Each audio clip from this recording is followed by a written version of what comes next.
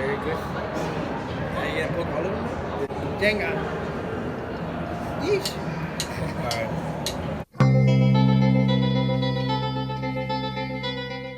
I'm Patrick. I play bass for the Red Pears. Jose play drums. Henry, play guitar and vocals with the Red Pears. Again. You already called it? You already saw it? You seen it? Can you use two hands? No. You can't do that? I used to do that. Favorite venue? I think the smell.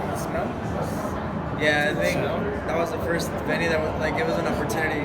Our first experience of playing venues and like a venue selling out, like that whole experience, you know, it was a level up from like all the backyard shows we were doing and bars, you know what I mean? And all those like, all venues, you know, we were playing. So it was like the first time, we were always like, finding it special. So it was the first venue we started playing at, yeah. How about you, Patrick? Both of you guys? Yeah, no, Damn, I for sure. don't know, this one's a hard one. I'm just saying it's small. I'm gonna motion to pull out. I'm just standing up. Yeah, just stand up.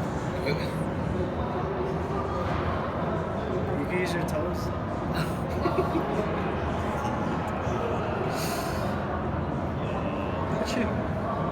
Real quick. I thought I knew how to play. Put it. Screw over. The last time you washed the jeans you're currently wearing? Today. He washes everything. He washes everything last The minute. first day of tour. I watched mine last night. Yeah, I think yesterday. Yeah. Today. Oh my dad, This morning. we're about to leave. Damn, we'll be in I know. the table's like sensitive. Makes sense.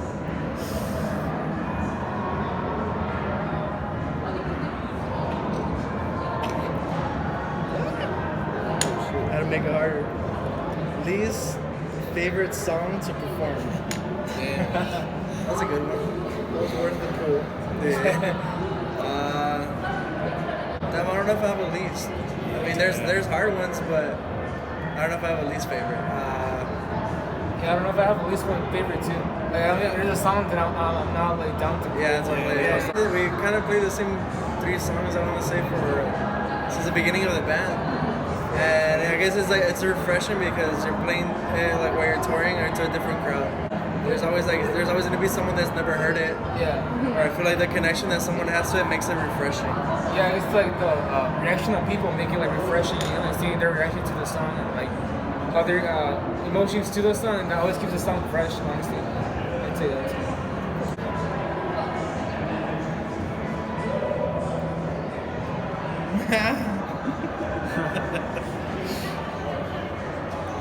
Fun fact about the person to your right. I guess you do Patrick. I guess, yeah. Alright, but let me think about something. I think what that people don't know about. Fun fact about Patrick. He's a gamer. Oh yeah, that's a good one. Yeah, he plays a lot of games. I don't think people know how dedicated he is to that. Fun fact about Jose. And he has a big butt. I have a big butt. It's a fun fact. His butt's squishy. He looks at him like, I'm checking my room. yeah, actually has a big appetite. I'm a good roommate. I guess, yeah. He eats more than what he looks like he eats. Yeah. I eat a lot. Oh, fun fact about Jose, he loves pizza a lot. Everywhere we go, he'll eat pizza. Except for me. Yeah. Except if it's not a pizza place. Oh, hell no. What if I take 2? Oh, I did it. That's Patrick. Yellow. The name of both our moms, like his mom and my mom, they're both named Alicia. So we decided to kind of dedicate, I think with the success that we're kind of like getting, we kind of wanted to dedicate something to that to the people that support you, you know.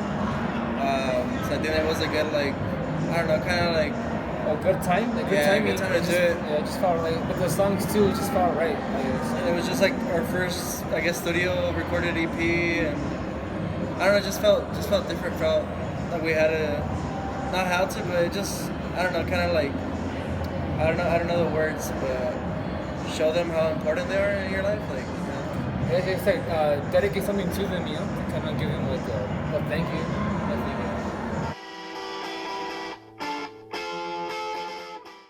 Luis is the artist that one helping us with the merch, or the one that had. It's kind of cool because we had like this idea of like having sunflowers because that's also our mom's favorite like flowers.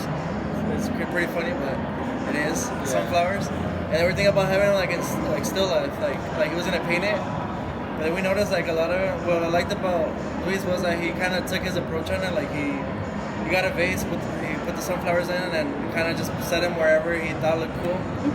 And what's kind of cool is like when you see a lot of paintings, you kind of like, well, to me, I kind of like think of a white person like doing those arts, you know, like that are like still life. And I think when I look at that one, it's like it's kind of cool because like you could look at it and you could relate to it, you know.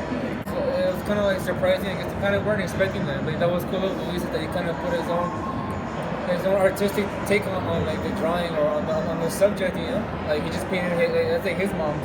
Yeah, like it was like kitchen, he was like, where can I put it where like my mom will be able to see it because she spends most of the time, and obviously he's like, well, yeah, she's always like washing dishes or doing chores. So it was like, yeah, it's kind of cool, like just like her doing that at the same time, like having something nice for us. So you kind of said it. Don't quote me on that. Luis, you'll be like, it's Steve's. I didn't even say that. We're never gonna get that. Damn. Are you sure you want to do that one? There's another orange one right here. It looks like you can poke it. Alright, it's Daredevil. It's pink on Patrick Star. Not my favorite artist. Yeah. I like one song.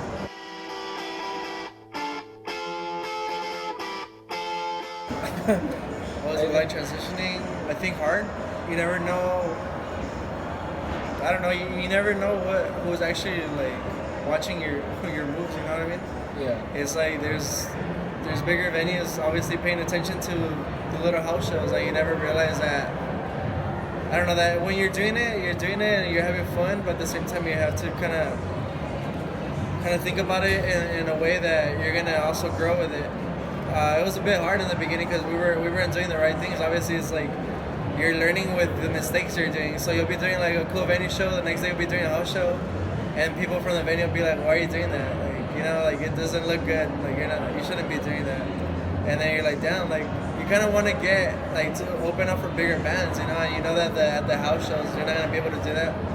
So I mean, it was a bit hard, a bit difficult to be honest. Like getting used to it, and obviously having to like. It was always hard for us to say no to things, so we would always say yes to shows. I mean, we'd be playing like maybe like 4 shows in like 3 days, you know. And so we'll be doing 3 days and one, like 3 shows in 1 day. So it was a bit hard, like we were so used to being active, and we kind of had to like, you can't be as active. You kind of had to like pay more attention to other things. So we were more into recording during that time too. Yeah. So like, all right, we'll use our time into something else, but it was always frustrating. We're like, fuck, I want to play shows. I guess it stopped becoming about like playing as much as you can, and more about like being selective of what you play. And I guess like for us, it was always about just like playing. You know, like it was so hard just to like get like a place to play at. You know, like, it was so hard to like hit to get heard, and it was like once you started getting that fan base too, it was kind of hard. Or to even get answered, you ask something and they wouldn't reply to you. You know, and now that people are asking you to play, and you're like, yeah, like of course, you know, and like now it's like you're kind of taking a bigger step and kind of like backtrack. You know, take a step back and like now it's about like the selection, you know, and like doing the right things, and they're looking at this and this and that. But I think honestly, it's like what they wanted to do, you know, to do it like this way, to be able to tour, to be able to play Coachella, to be able to do all these like big feats. It kind of had to be done that way, you know. So I think that was, but I don't think we regret starting off that way. You know? I don't think we regret making those mistakes. Because I mean, without those mistakes, you wouldn't be where we are, like the same mindset that we carry.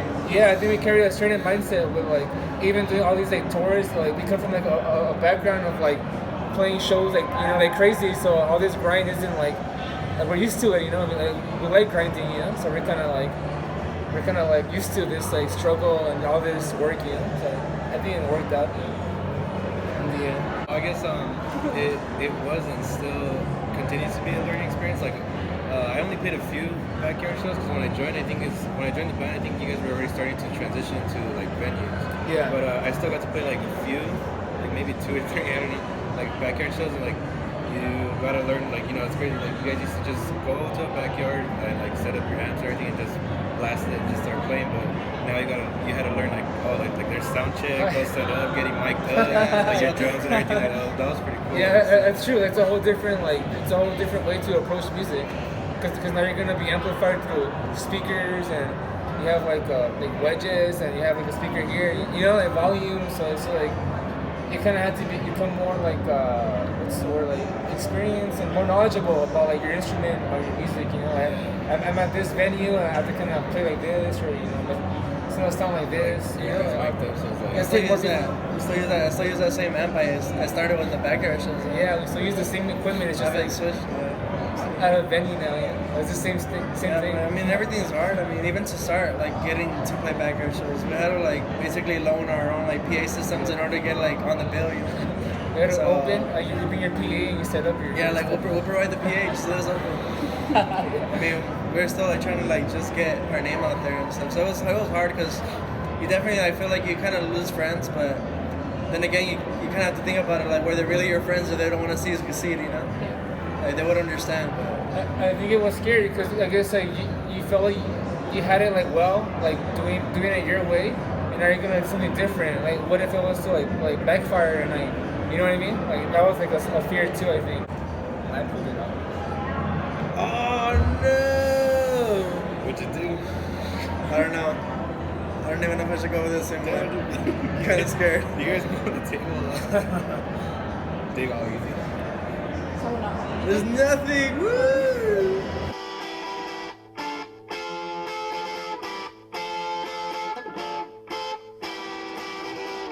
It's definitely something different, you know, because I feel like, especially for us, like, no one really told us how to do things. And in Monte, there's no, like, there's nothing like that. No one's, like, in the industry, you know, no one's, like, in music, and no one's, like, it's a whole different thing, you know? And I feel like, definitely, like, I guess we never thought about our skin color in a way. Yeah, our complexion. Because everyone around you was, like, you know, it was just like you, so you're like, it's not that big of a deal, but, like, in the world, in the grand like spectrum of things, like it is a big deal. Yeah, when you start doing venue shows, like, you know, like, hey, every band is like, yeah, you know what I mean? Like like people that are doing what we're doing, it's just like we're like there's not a lot of people with the same skin tone, with the same name, the same like you know like same upbringings, you know. So definitely like it's a struggle because you feel like there's like less of people that can relate to you. But I think it's also cool that people like will always like.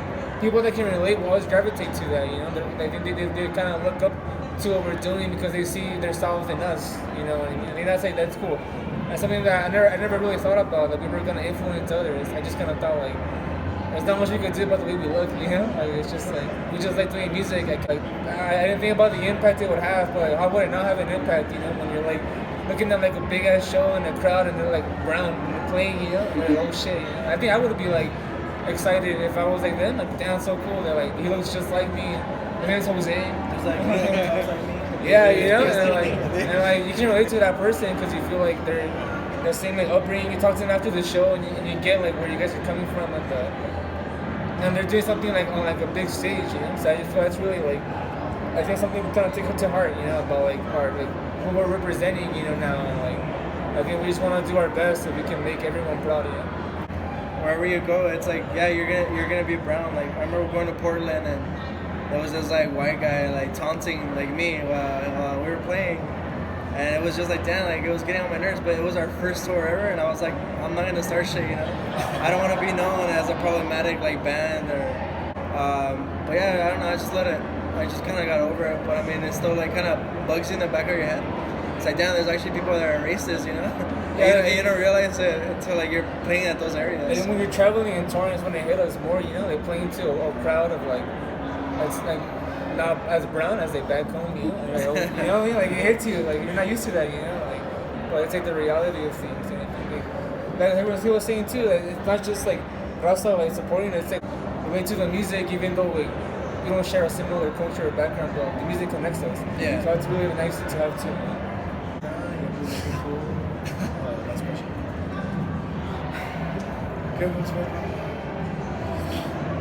First song you learned how to play? Might have been some Abraham Jr. song. That was probably Iron Man by Black Sabbath. Might have been like some Strokes, maybe like Modern Age or something by the Strokes. It's probably something like that. I mean, really like simple, but to me it was very like cool because you really like the song and now you can play the song and you think the song is good, so you're like, does that mean I'm good? You know what I mean? You know what I mean? Like you can like replicate like something good, so you feel like, oh, like that's cool. You know? I think the first song I learned how to play was. I think it was House of the Rising Sun by the Animals.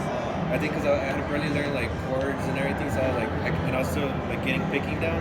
So that song kind of helped me like, well, I don't know how to explain like the way you play. It's pretty hard. Like for a beginner, it's like oh shit. And when I finally learned how to play it, like.